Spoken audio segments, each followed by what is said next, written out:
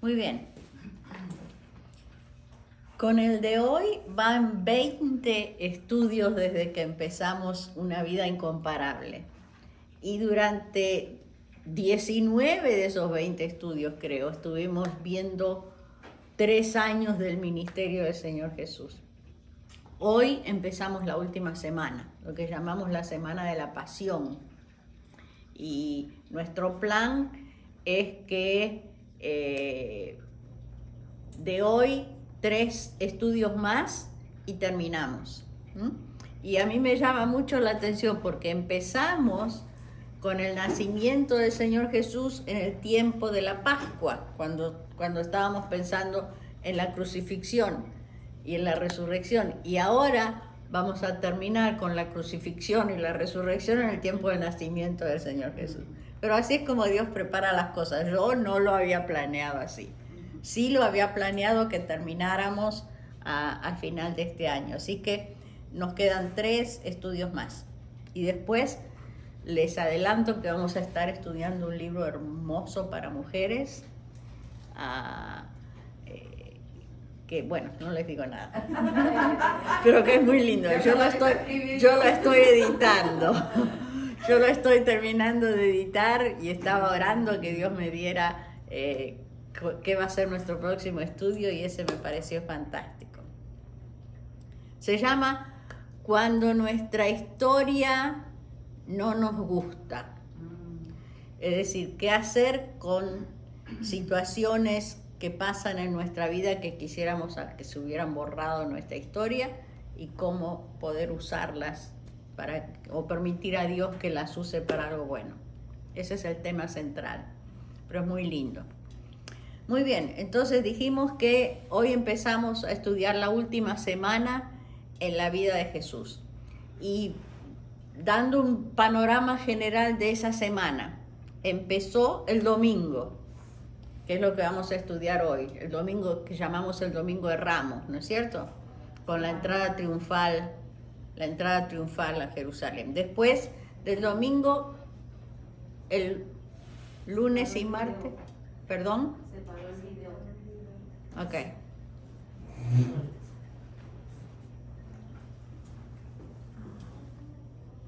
Hola, bienvenida Marta, ¿ya está?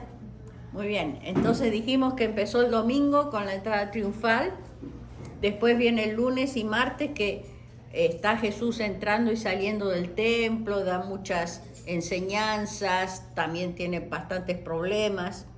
El miércoles Jesús fue ungido en Betania, es otra de las cosas que vamos a ver hoy, y también aparece Judas poniéndose de acuerdo para matarlo.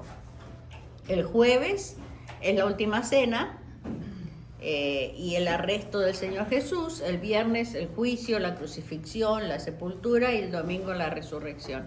Eso es un panorama general de la última semana, lo que llamamos la Semana de la Pasión, que estamos empezando a estudiar hoy.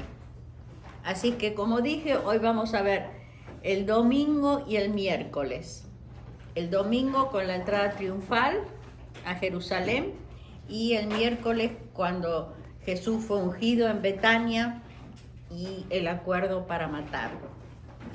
Entonces vamos primero a Juan capítulo 12, versículos 12 al 19.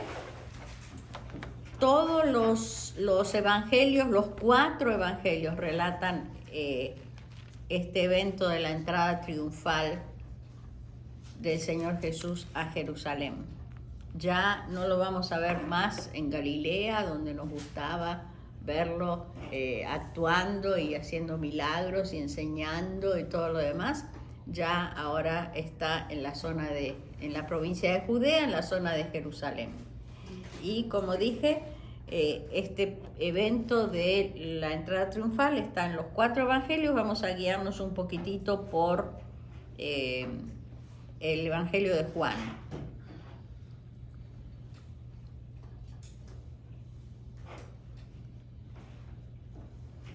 Muy bien, si vemos el versículo 1 del capítulo 12, nos dice dónde estaba Jesús. ¿Quién puede encontrar dónde estaba Jesús de acuerdo a 12:1?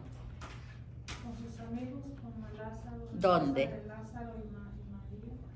En Betania. En Betania. Betania era una aldea, un pueblito que estaba muy cerca de Jerusalén, bien cerquita.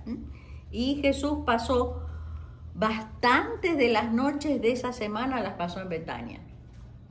Así que estaba Jesús en Betania, y ahora vamos al versículo 12 del capítulo 12 de Juan. Entonces nos dice que al día siguiente, cuando la multitud oyó que Jesús venía a Jerusalén, la multitud que había venido a la fiesta tomó ramas de palmera y salió a recibirle, y le aclamaban a gritos y decían: Hosana, bendito el que viene en el nombre del Señor, el Rey de Israel. Como dijimos, probablemente Jesús estaba en Betania, muy probablemente en casa de Lázaro y de las hermanas, como leyó Lulú, y al día siguiente Jesús entra en Jerusalén. Ahora, Jesús había entrado varias veces, bastantes veces durante esos 3 años de ministerio en Jerusalén.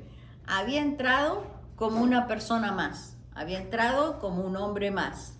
Pero ahora que en el tiempo de Dios, en los planes que Dios y el Hijo, el Padre y el Hijo y el Espíritu Santo habían hecho, ahora su entrada es diferente. Ahora había llegado el tiempo, para el cual Jesús estuvo preparándose durante 3 años. Había llegado el tiempo cuando Él se lo anunció a los discípulos muchas veces. Ahora que sabe que lo están buscando para matarlo, uno pensaría que, bueno, iba a entrar a Jerusalén más discretamente, sin llamar la atención, pero no, todo lo contrario. Ahora se va a cumplir aquello para lo que Él vino.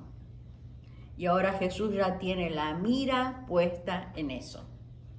Entonces dice que la multitud, cuando escuchó que venía a Jerusalén, tomaron ramas de palmera, lo recibían, le aclamaban a gritos: Hosana, bendito en el nombre del Señor. Ahora Él entra no caminando, sino que entra montado en un burrito. Ahora, eso de montado en un burrito es interesante, porque por un lado es una manera humilde de entrar, ¿no es cierto?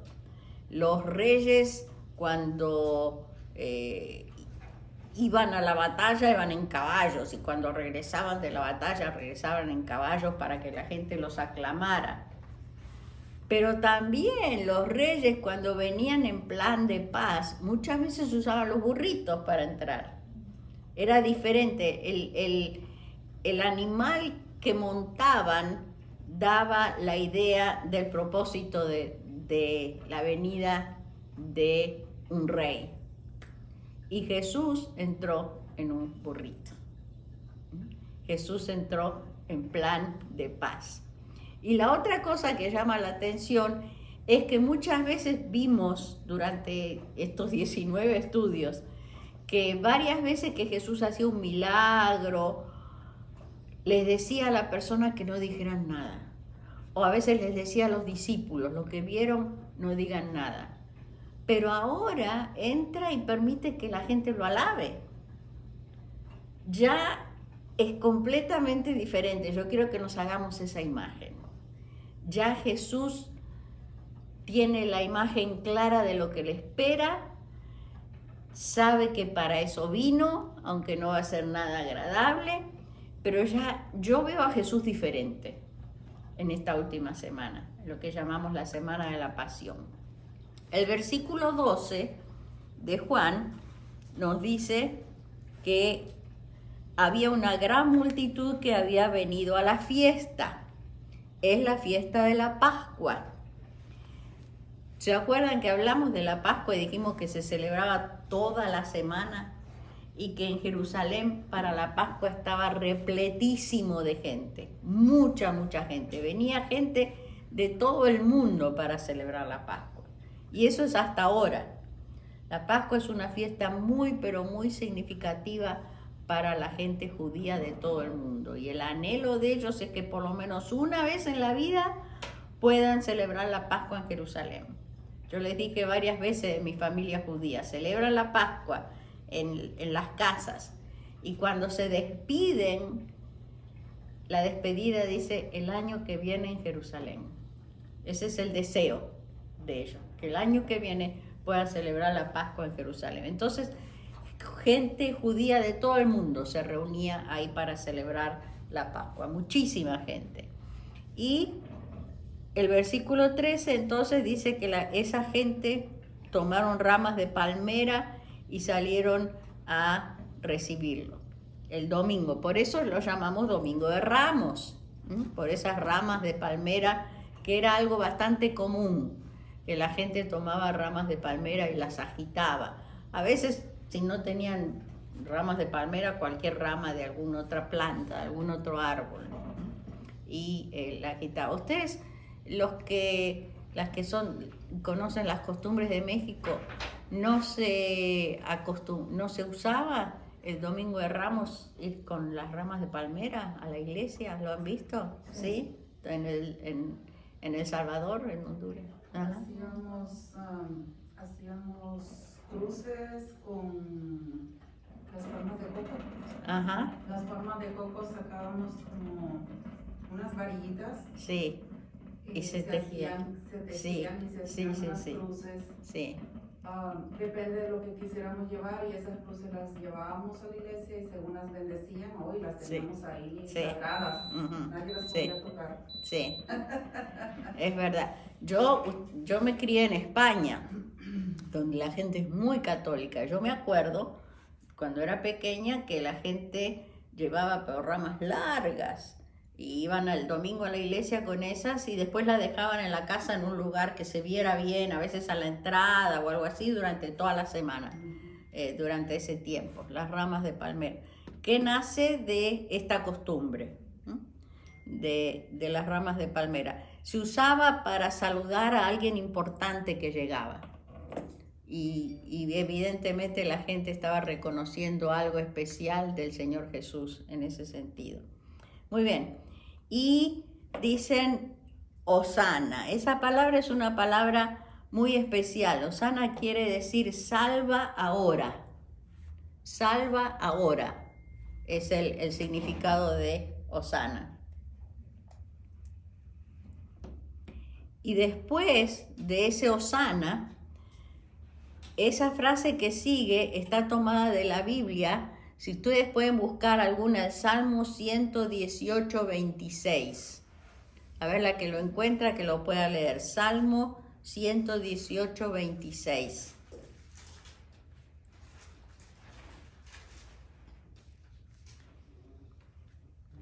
¿Qué dice?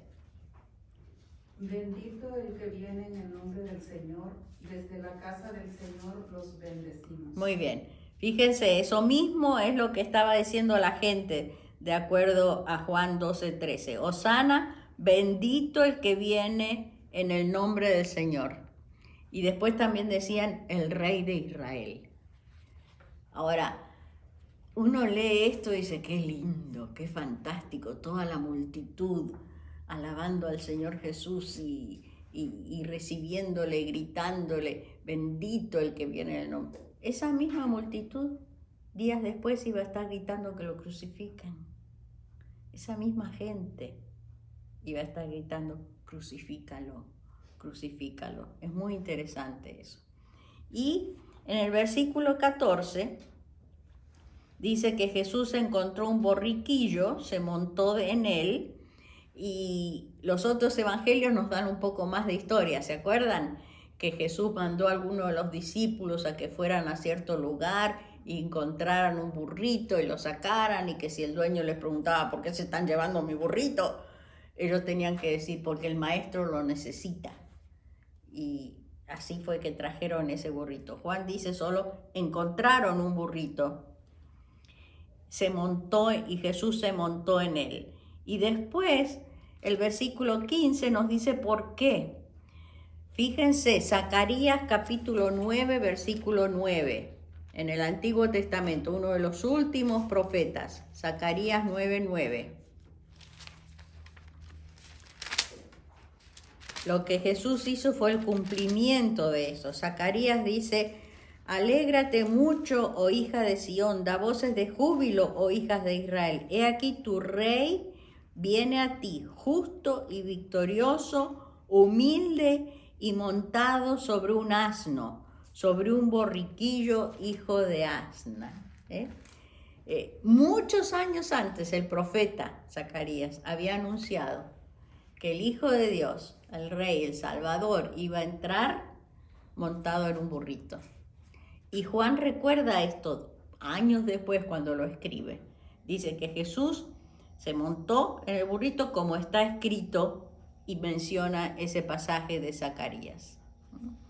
Y entonces después dice que los discípulos no entendían esas cosas. Por supuesto, Juan tampoco, pero después, como a veces nos pasa a nosotros, a mí me pasa muchas veces eso, pasa algo y no lo entiendo. Después, volviéndolo a pensar, digo, así era la cosa. Pero mi mente es lenta. Pero parece que no soy la única, porque a los discípulos también les pasaba lo mismo. No entendían esas cosas.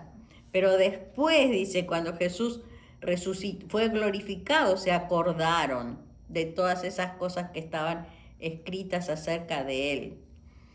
Y el versículo 17 dice: la gente que estaba con él daba testimonio de cuando llamó a Lázaro del sepulcro y resucitó.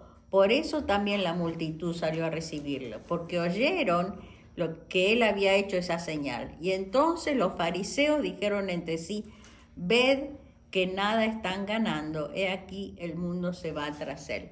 Entonces Juan nos pinta el cuadro de que había tres grupos de gente. Estaban los que vinieron con él desde Betania. Ellos son los que habían visto la resurrección de Lázaro. Y entonces hablaban de la resurrección de Lázaro. Probablemente serían los que más entusiasmo tenían en alabar, en decir hosana y reconocer que Jesús era alguien especial. Ese es el primer grupo. El segundo grupo, dice Juan ahí, eran los que habían venido a Jerusalén para la fiesta y escucharon de la resurrección de Lázaro. Y entonces también le alababan porque habían escuchado. Dice que la gente que estaba con él daba testimonio de cuando llamó Jesús a Lázaro, es decir, lo vieron, eran testigos, daban testimonio de eso. Versículo 18, por eso también la multitud salió a recibirle, porque oyeron lo que él había hecho con Lázaro. Entonces estaban los que habían visto, estaban los que habían oído, pero después había otros, los fariseos. Los fariseos se dijeron entre sí: no estamos ganando nada, toda la gente lo sigue a él. Y por supuesto no estaban contentos con eso. Jesús entra a Jerusalén, entra al templo y después de estar un rato ahí, va a pasar la noche a Betania. Si vamos a Mateo 21, vamos a ver que Jesús pasó esa noche en Betania. Y esa no es la única noche que pasó en Betania. Mateo 21,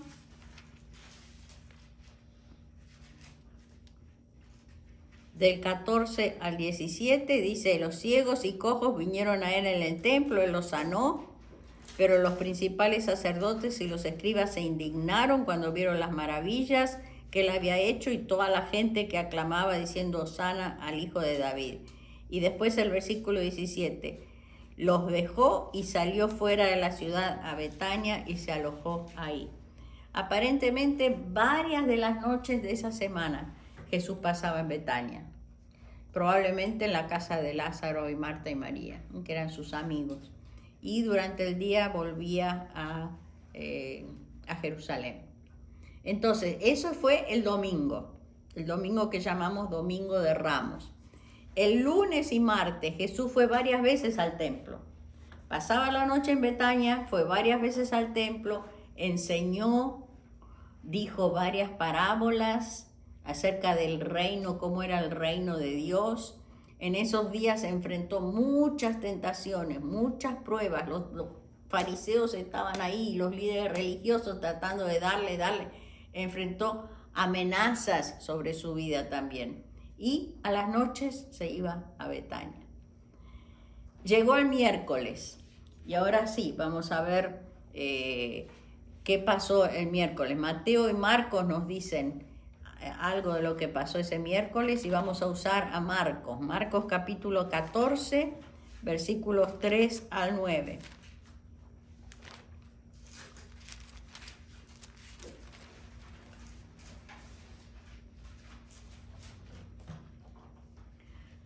Marcos nos dice en el versículo 1, nos da la seguridad de que era un miércoles, porque dice 2 días después era la Pascua. Entonces para nosotros sería el miércoles, para ellos era el martes a la noche.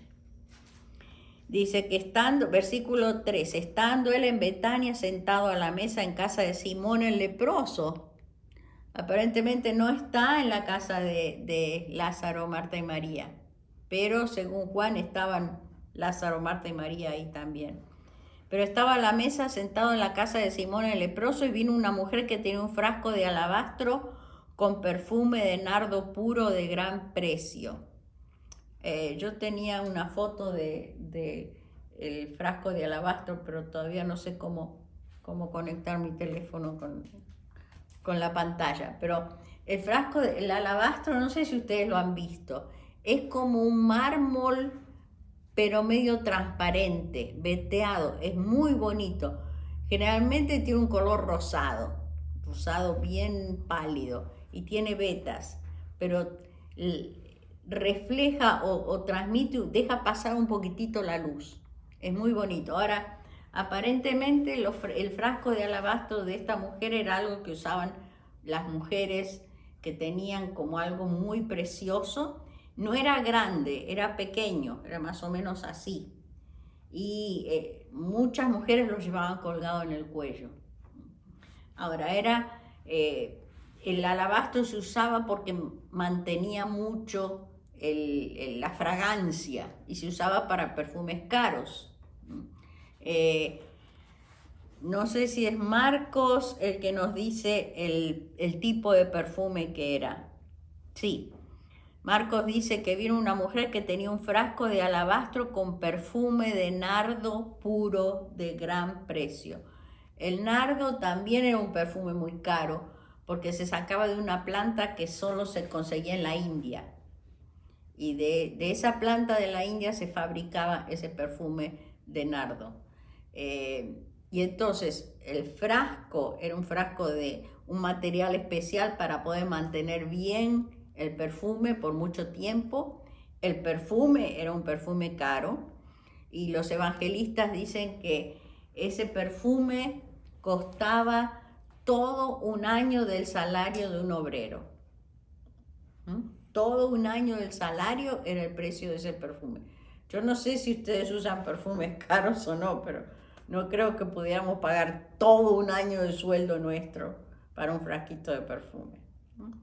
Ese perfume no era un perfume que nos ponemos todos los días o los fines de semana. Se usaba, las mujeres lo usaban o para el día de su boda o lo usaban para ungir a un ser querido que había muerto.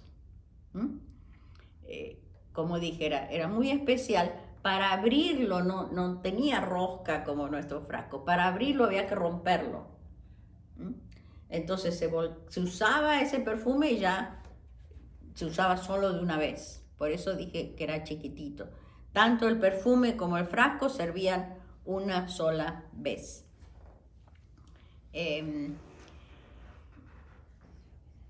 Y dice que esta mujer trajo un frasco de alabastro, de nardo puro, de gran precio, y dice el versículo, sigue el versículo 3, y quebrando el frasco de alabastro, tenía que romper el cuello, quebrando el frasco de alabastro, lo derramó sobre la cabeza de Jesús. Como dije, se usaba una sola vez todo, y ella usó todo sobre la cabeza del Señor Jesús. Pero Dice el versículo 4, había allí algunos que se indignaron entre sí y dijeron, ¿para qué se ha hecho este desperdicio de perfume? Porque se podría haber vendido por más de 300 denarios, que es el salario de un año, y se podía haber dado a los pobres, y murmuraban contra ella. No entendieron lo que estaba haciendo la mujer. Y el Evangelio de Juan dice que fue Judas el que rezongó. Y es interesante esto. Vamos a ver lo que dice Juan. Juan 12, 4 y 5. Porque nos pinta a ese personaje de una manera bien clarita. Juan 12, 4 y 5 dice,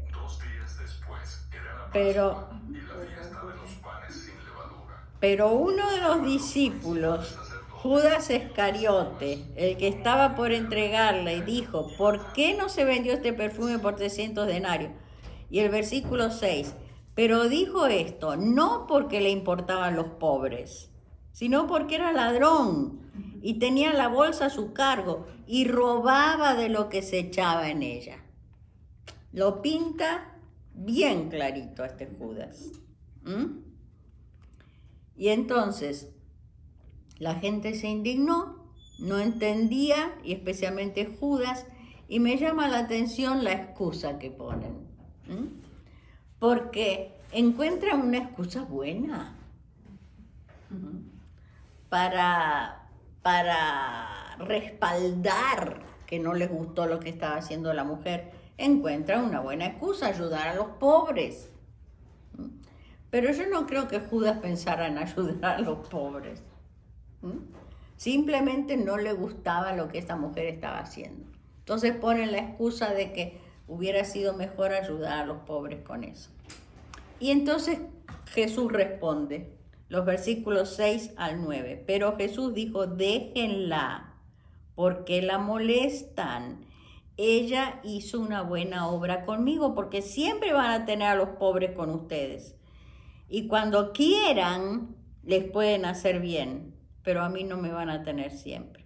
Ella ha hecho lo que podía, porque se ha anticipado a ungir mi cuerpo para la sepultura. De cierto les digo que donde quiera que sea predicado este evangelio en todo el mundo, también lo que ésta ha hecho será contado para memoria de ellos. Me encantan estas palabras del Señor Jesús.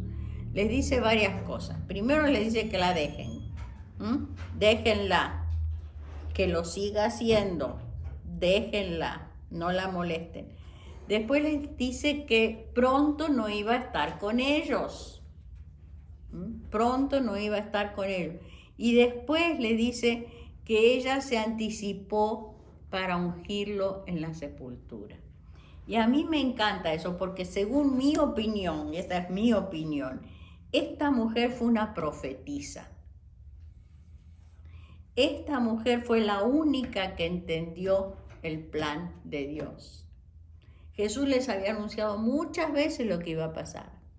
Esta gente probablemente en la casa de Simón, teniendo ahí a Lázaro resucitado, estaban celebrando el triunfo de Jesús por haber resucitado a Lázaro. Mientras todos celebraban con entusiasmo ese evento, María era la única que estaba compartiendo la angustia de Jesús. Jesús, como dije, ya tenía su mira, su corazón en la crucifixión. Faltaban solo 2 días y medio para la crucifixión. Jesús ya lo tenía ahí clarito. No estaría en el mejor de los ánimos. María fue la única. En medio de todos ellos, María estaba compartiendo la angustia que estaba viviendo el Señor Jesús en esa semana. Así es que por eso yo la admiro. Yo la admiro a esta mujer. Y Jesús más, porque Jesús le dice, siempre que se predique el evangelio se va a recordar a esta mujer.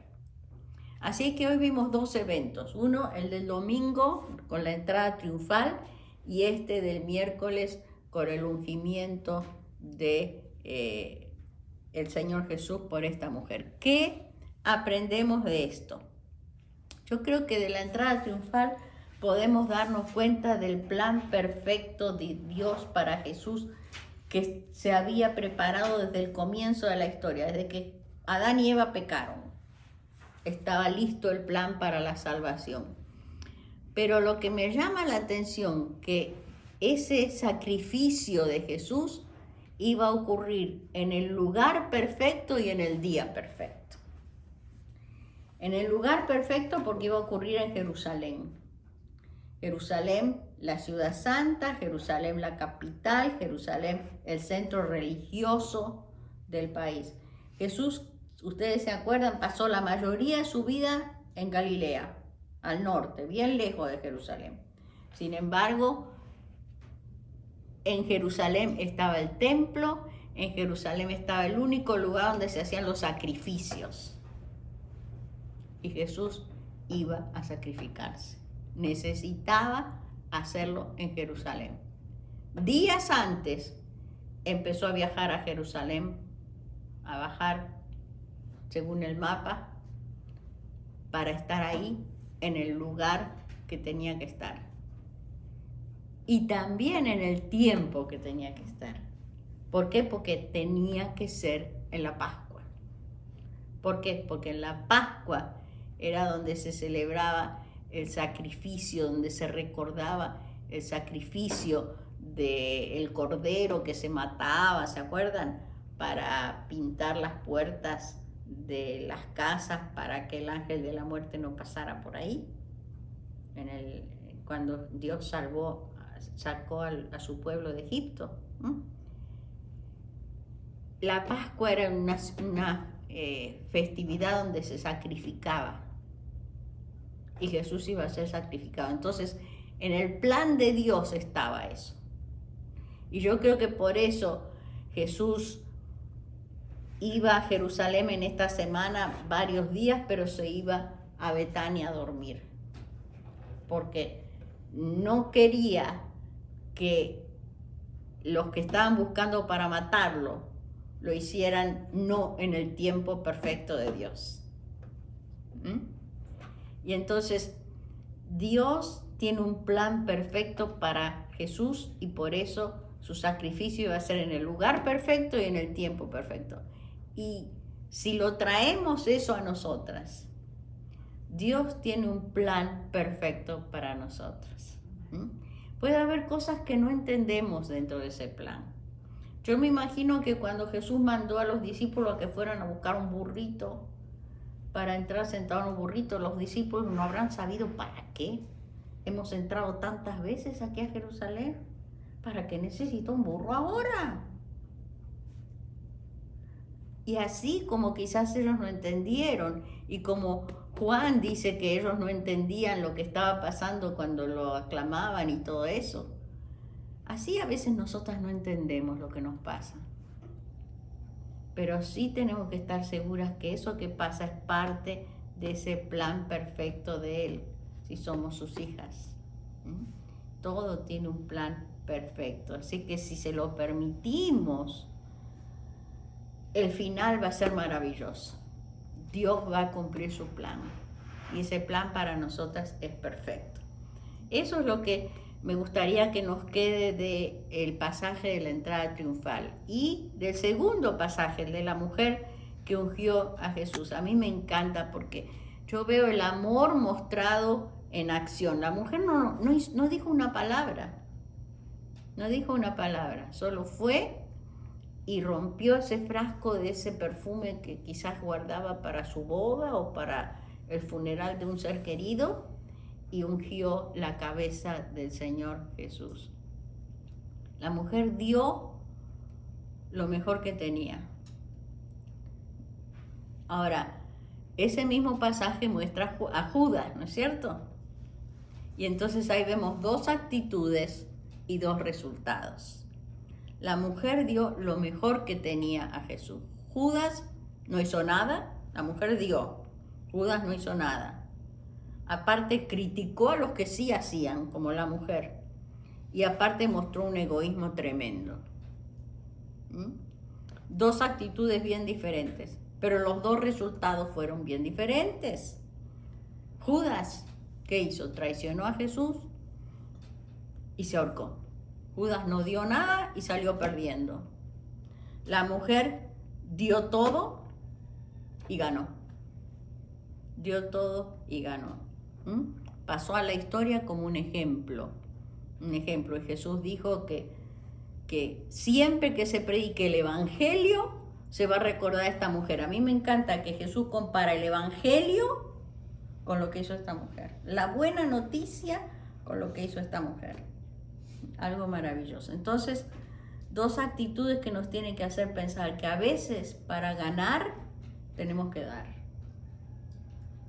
Tenemos que desprendernos de algo que quizás es muy querido, que quizás es valioso, pero cuando lo hacemos para el Señor, salimos ganando. Siempre salimos. Judas quería guardar, y cuando podía se guardaba. Y sabemos cómo terminó. La mujer dio lo más que tenía, lo mejor que tenía, y salió ganando. Así que Dios quiera que recordemos esto cuando vemos que el Señor nos pide algo. A veces tenemos que dar para ganar. Y Dios quiera que en esta semana que vamos a estar celebrando especialmente ese Día de Acción de Gracias, podamos por lo menos dar gracias a Dios. Dar gracias a Dios. Aún en medio de un año que ha sido difícil, encontremos motivos para dar gracias a Dios. ¿Por qué? Porque vamos a salir ganando cuando recordamos que Dios ha sido fiel con nosotros. Que si estamos aquí es porque Dios ha sido fiel con nosotros. Y dentro de todo tenemos que encontrar maneras para dar gracias a Dios. Muy bien.